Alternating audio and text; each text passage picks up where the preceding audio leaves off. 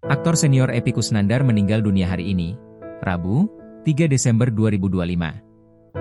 Kabar duka kepergian Epy Kusnandar dibagikan oleh manajer sekaligus istri almarhum, Karina Ranau. Melalui Instagram Karina Ranau 9, ia membagikan kabar Epy Kusnandar telah menghembuskan napas terakhir pada Rabu siang. Aktor yang terkenal memerankan Kang Mus dalam sinetron preman pensiun tersebut debut bermain sinetron sejak tahun 1996. Epy Kusnandar lulus Institut Kesenian Jakarta, IKJ, pada tahun 1989. Sebelum masuk IKJ, Epy Kusnandar sudah tertarik dengan dunia seni peran. Ia aktif dalam kegiatan teater sejak duduk di bangku SMA. Masuk ke perguruan tinggi khusus seni pun membuat hobinya makin menjadi. Ia kembali aktif di berbagai sanggar teater, termasuk pantomim Senandidi dan teater aristokrat. Epy Kusnandar mulai populer setelah menjadi maskot sebuah produk rokok, yang kemudian membintangi sinetron ternama asyiknya Geng Hijau.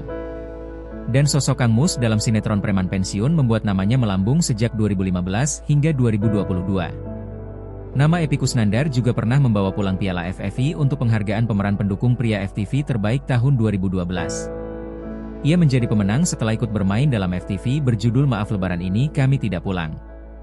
Setelah lama berkecimpung di dunia entertainment, Epy Kusnandar dan istri mencoba peruntungan lain di bidang bisnis.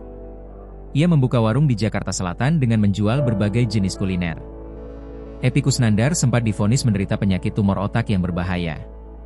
Epy Kusnandar bahkan pernah divonis bahwa usianya hanya akan bertahan selama 4 bulan. Beruntung ia bisa melewati vonis tersebut.